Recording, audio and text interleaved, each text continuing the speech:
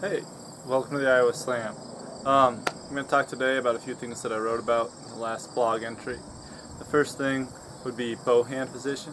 Now what I'm talking about with that is if you were to reach out your hand into almost a stop sign position, you can see right here on my thumb is what I was talking about. So you don't want any part of this, anything at the left of my lifeline to touch the bow. It's just here, fingers relaxed, that portion's pressing into the bow. Some people will put a stud on their handle of their bow so they know exactly where that hand is being placed every time. But basically you just want a relaxed hand with a 45-degree angle of your knuckles right here as you're shooting.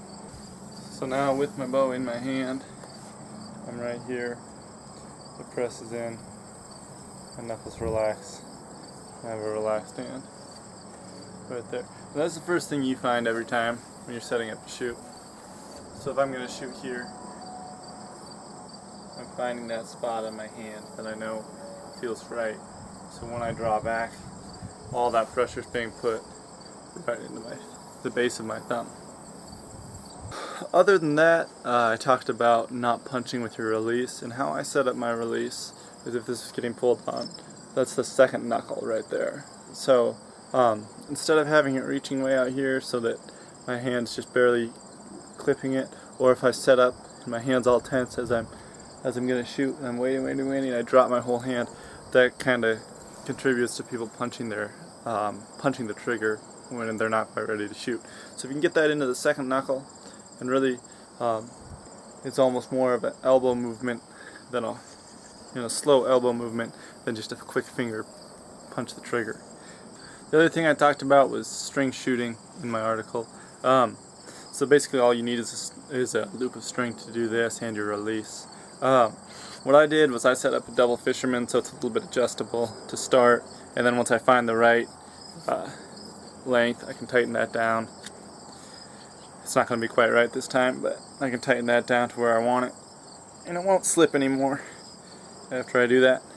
So, same as normal shooting, I start with my arms kind of straight, down like this. See my spot, I go through my normal routine of breathing.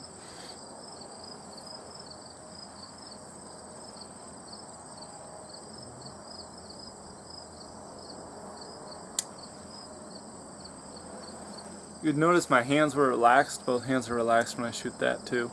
Try to make it as realistic as possible to when you're actually shooting your bow. Yeah, but that's pretty much it. You can practice that inside. You can practice that every night.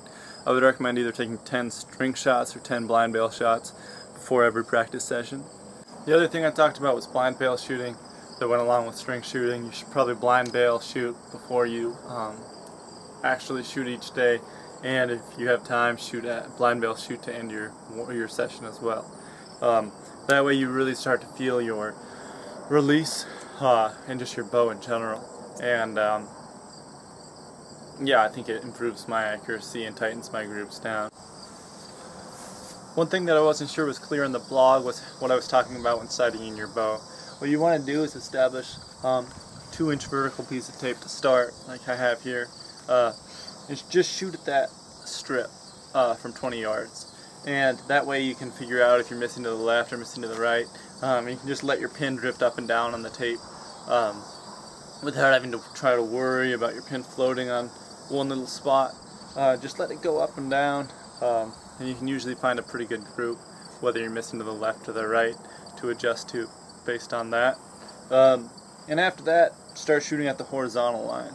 So let your pin drift back and forth horizontally and see if you're missing high or low. If your groups are starting to line up straight down the middle of that piece of tape, and you go to horizontal, and you shoot horizontally and you find that you're accurate there as well, really be hesitant to adjust while you're actually shooting.